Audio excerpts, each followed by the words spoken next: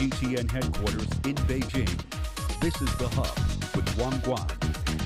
Hello and welcome to The Hub on CGTN. I'm Wang Guan in Beijing. Tensions between the United States, Israel, and Iran and others are sharply escalating on day 4 of the conflict.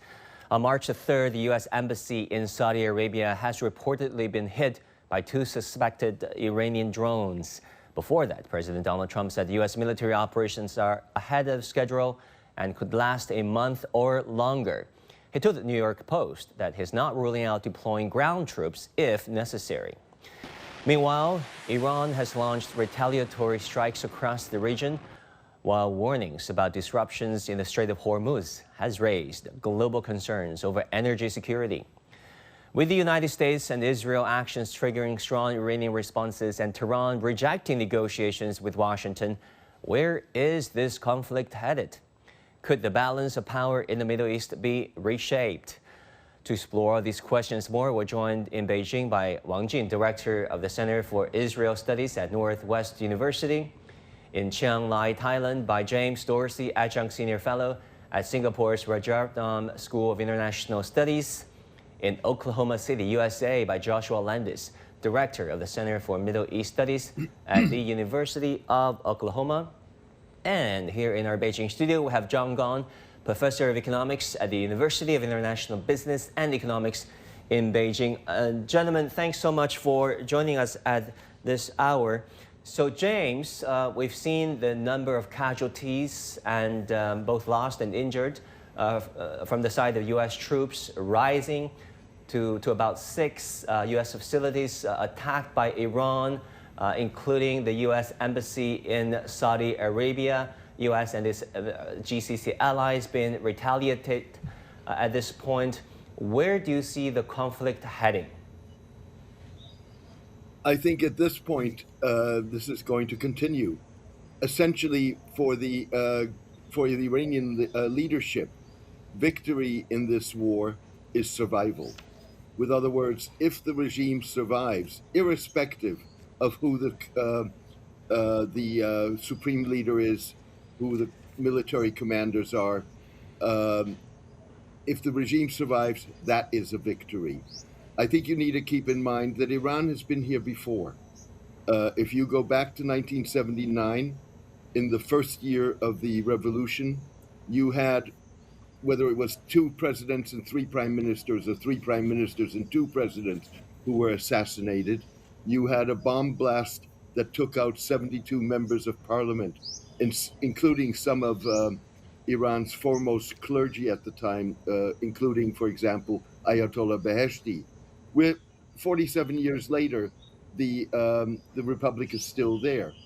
If you go back to last June, the Israelis took out the senior military and Islamic Guard leadership. They were replaced. The Israelis took out the replacement. That did not fundamentally stymie the military and security forces. I mean, apparently, Washington, to be specific, Donald Trump, are seriously underestimating the resilience of Iran's institutions, which have been deeply entrenched, surviving its supreme leader, apparently, up to this point. Director Wang Jin, how do you look at the resilience of Iran's military and political institutions, and what is the likely trajectory of Iran's retaliatory attacks? Wang Guan, I think you are right. As you mentioned, Iran's government is very resilient. Although the supreme leader Ali Khamenei was assassinated by Israel and United States combined attacks, but we could witness very clearly on the one hand that Iran's government continues with a very solid and very, very important transitional committee was organized. Because according to the constitution of Islamic Iran,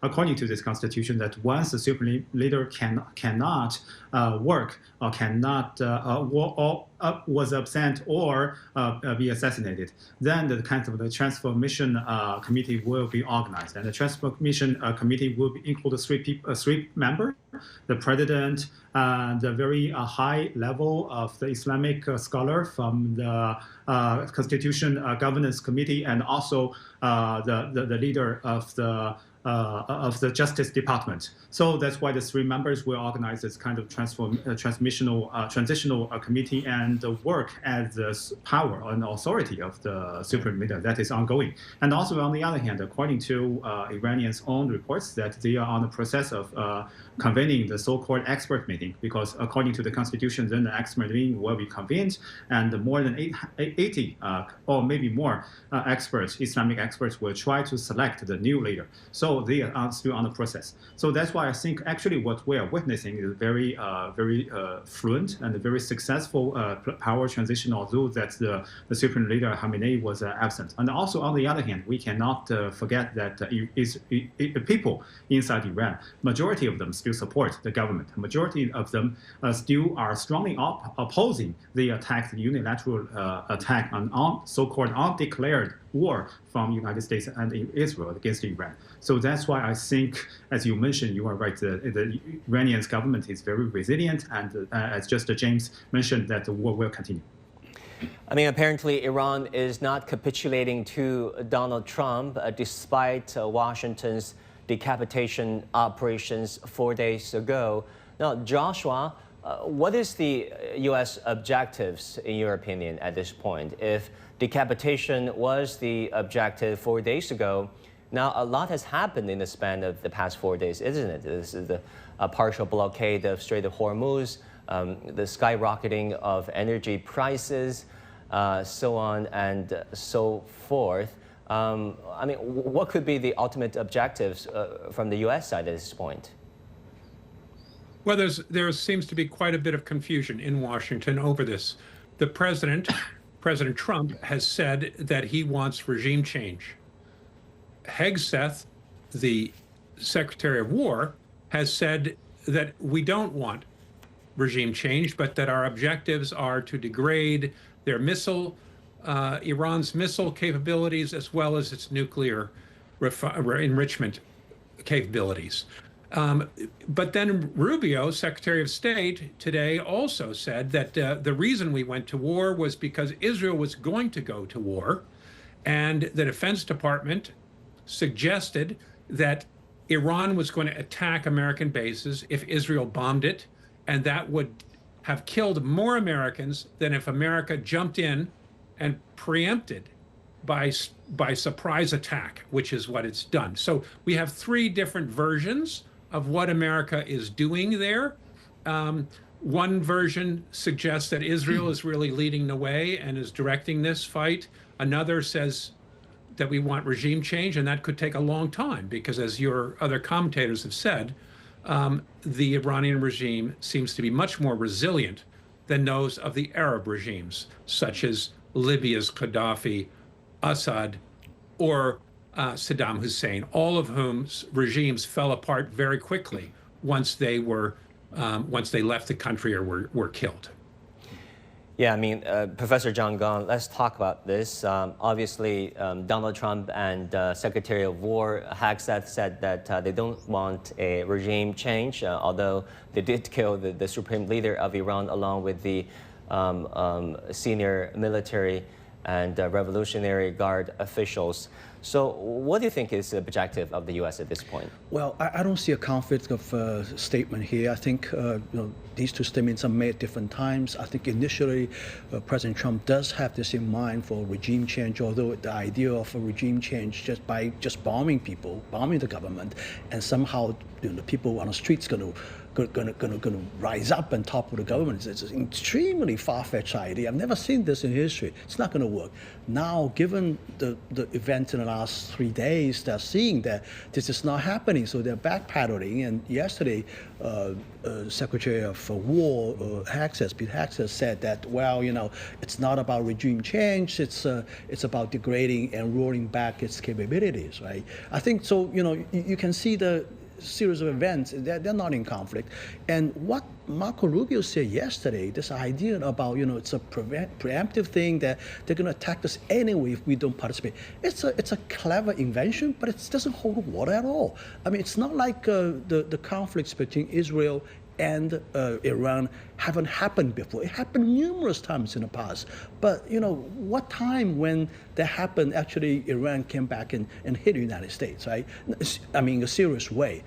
It doesn't happen before. So I think this theory that somehow, we have to participate because they're going to attack us anyway, it's a lunacy. I just don't buy into this theory at all. I also want to add a point about the previous issue you just raised, about the resilience of the Iranian government and political institutions. I think it's actually more than that. I think this resilience also manifests in its culture, in its society, in its history. This is a civilizational state. Persian Empire. But exactly, it has a history of thousands of years. And look at the history. This country has always been sort of under oppression. And I mean, look at the religious teachings in that country. It's always been preaching about this, what they describe as the resistance culture. So, this is not something new to them. They're used to that. So I think the idea of dropping some bombs and somehow this civilization state of 4,000, 5,000 year history can somehow, just succumb to the external pressure. It's just it's the fairy tale to me. It's not going to happen. Yeah. James, let's go back to the situation of the war, the conflict itself. Marco Rubio, Hegseth, and Trump didn't give a time frame for the U.S. to end the war. They wouldn't. Do you think as time goes on, as the war drags on, as it escalates, would it be better off for the United States or for Iran, considering its retaliatory capabilities?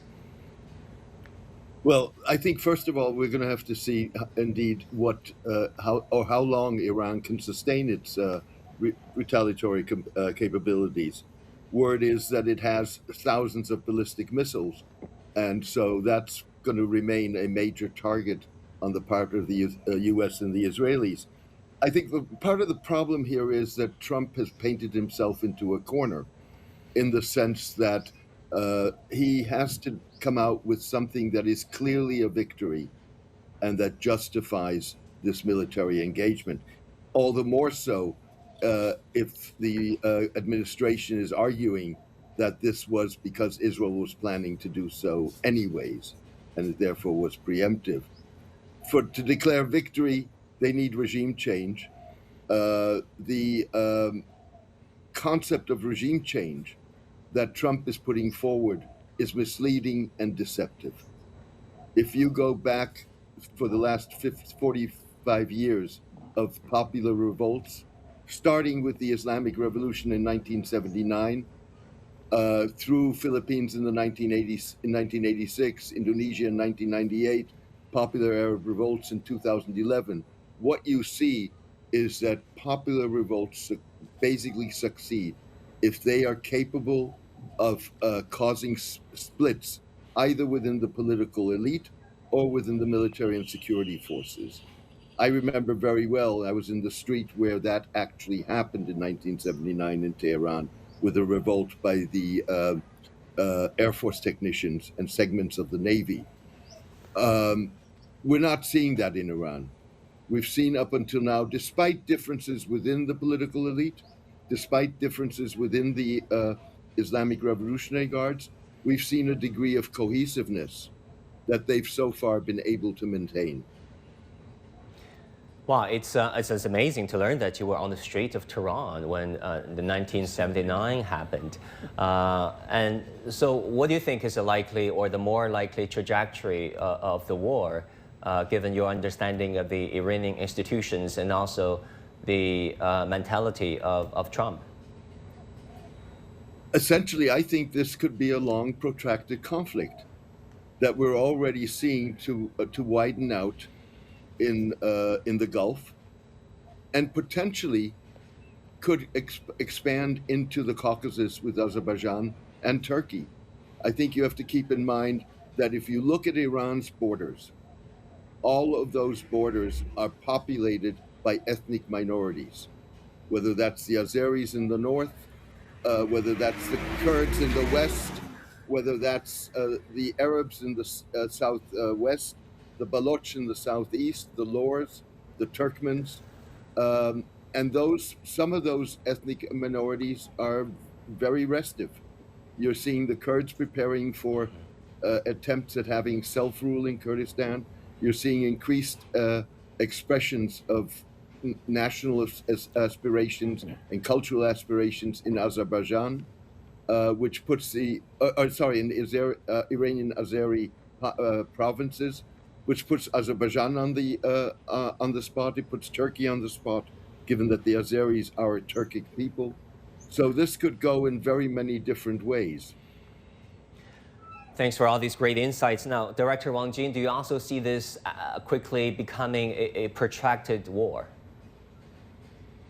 Well, I think the war will, to some extent, reach its peak maybe within the days, but then the intensity will gradually decrease.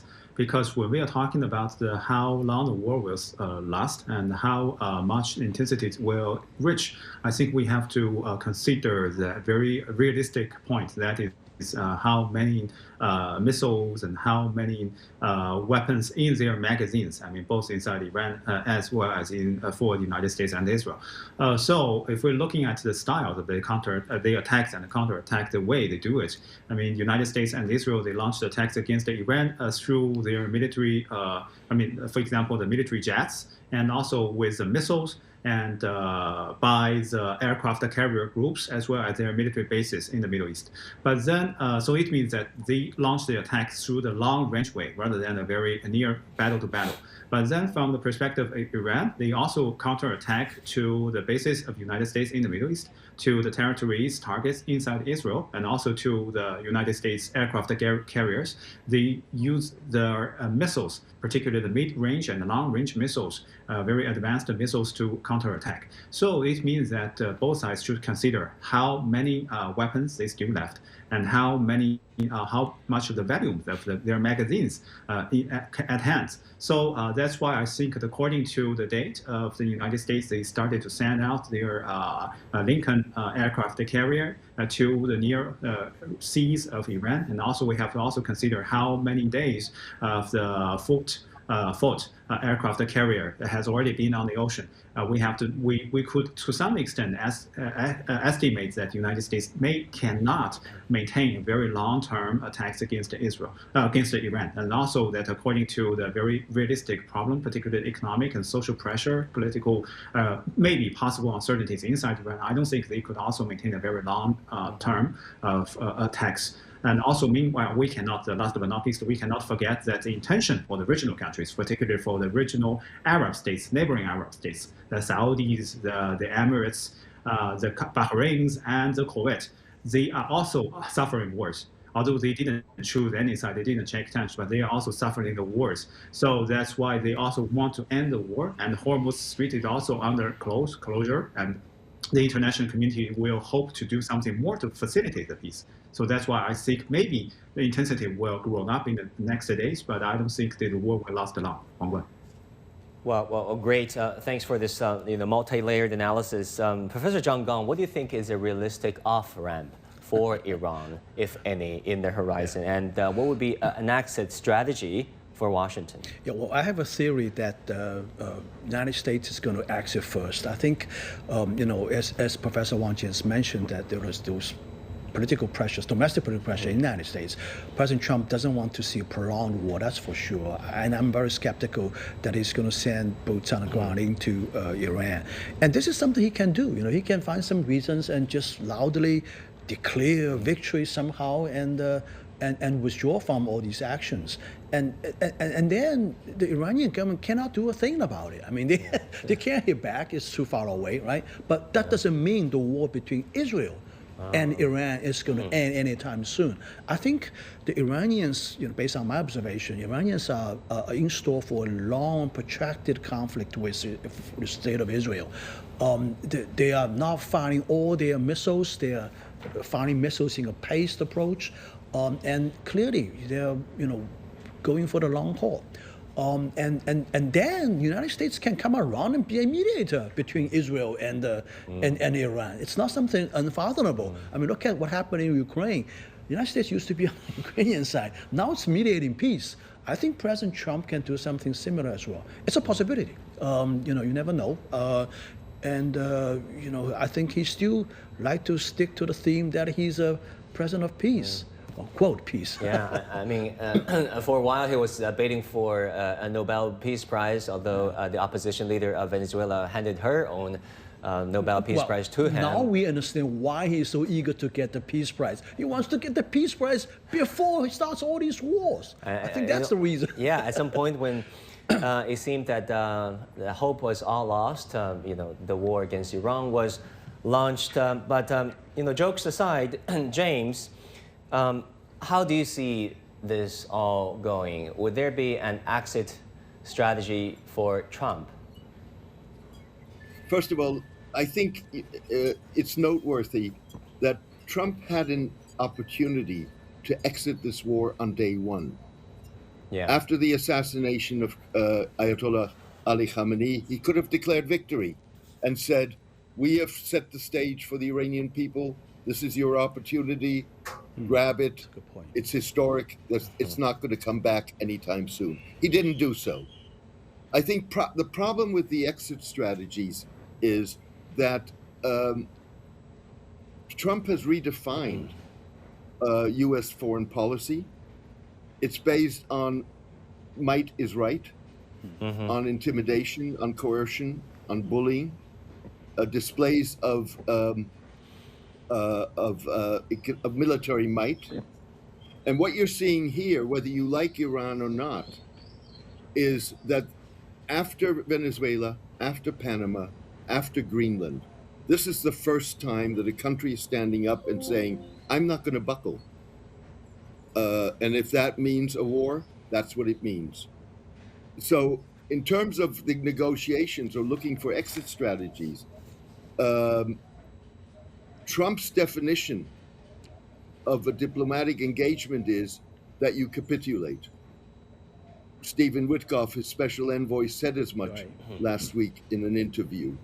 Whereas the Iranian concept of negotiations is very much a traditional concept.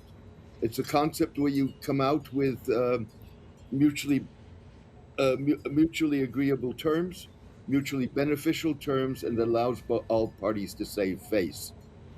That, to a degree, what was happening. And Witkoff's statement that the president was curious because the Iranians had not yet capitulated sort of emphasizes what the problem is with exit strategies. Joshua, do you agree with our previous speakers? I mean, at this point, it would be more difficult than it was 3 days ago for Trump to trump up any excuse to exit this war. Well, I think the pressure is going to mount on him fairly quickly because he did not go to the American people. He did not make an argument for why we needed to go to war.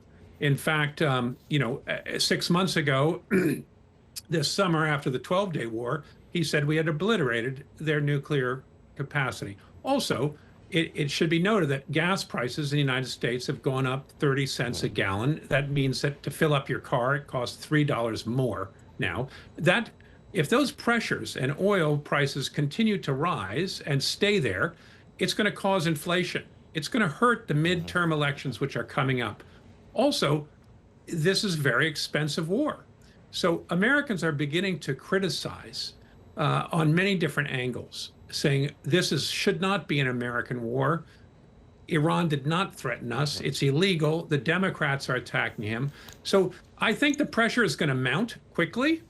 And as we know, President Trump has before declared victory and swerved away to something else. So there are many ways for him to get out of this if he needs to. Of course, he did talk about regime change, but others in the administration are already explaining, giving other ways for him to get out of this situation. And I think the pressure will also come hard and fast from all of our Arab allies and our regional allies who do not want to see civil war. They do not want to see refugees pouring out of Iran, and they do not want to see the collapse of the country. It's very possible that Iranian leaders could reach out to Washington and to find a way out of this. We just don't know yet what's going to happen. But President Trump has shown that as soon as he believes that the political tables are turning on him, he will pivot and find a way out.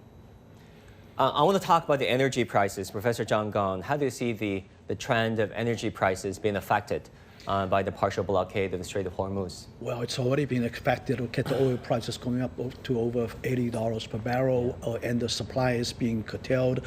I think this is a phenomenon that is totally unacceptable to countries like China, Japan, South Korea, that are industrialized nations that are heavily in manufacturing, that are relying on a supply, steady and reliable supply of oil from their region. I think, I think countries at stake need to step up and come out and do some advocacy. I have these 3 no theories about this, right? Which are? Yeah, no hitting tankers, no hitting oil-related facilities, and absolutely no closure of the Strait of Hormuz.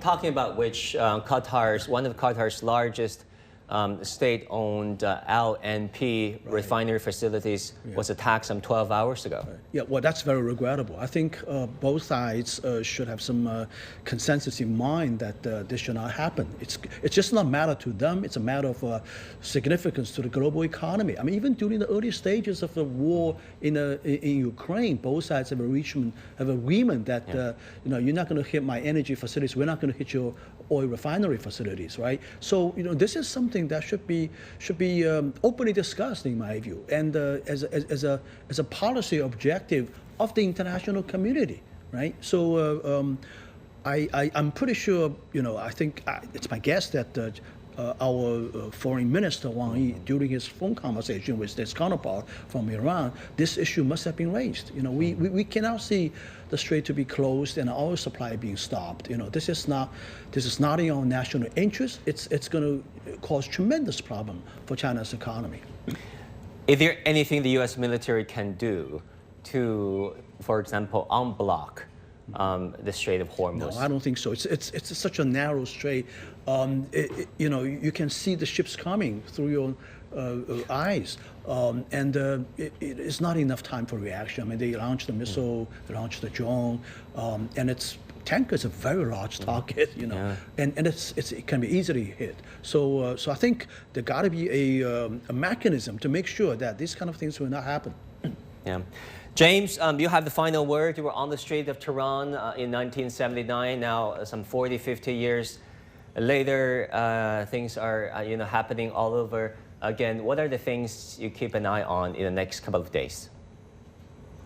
I think I'm keeping my eye on essentially, first of all, the military developments. What I do think is indeed that the Iranians will reach out and have reached out for a negotiated solution. Fact of the matter is that what we are seeing is, and I think that's an important difference, in the Iranian attacks on Israel in 2024, 2025, in the Iranian response to the 2020 killing of Qasem, of the commander of the Al-Quds force in Iran. Soleimani. Iran's response was calibrated. Iran made very clear that its response in this case would not be calibrated. I think the Gulf states are in a bind. They have not wanted this war. They don't want this war. They campaigned or lobbied heavily not to have this war. The Iranian attacks on the Gulf states send 2 messages. One message is to the Gulf states: your U.S. bases on your soil are a liability. They are not a deterrence. Yeah. And the second message that it sends is... All right, James, sorry to disrupt you, but it's all the time we have for this live broadcast. We hope to have you back, and thank you for watching. I'll see you again next time.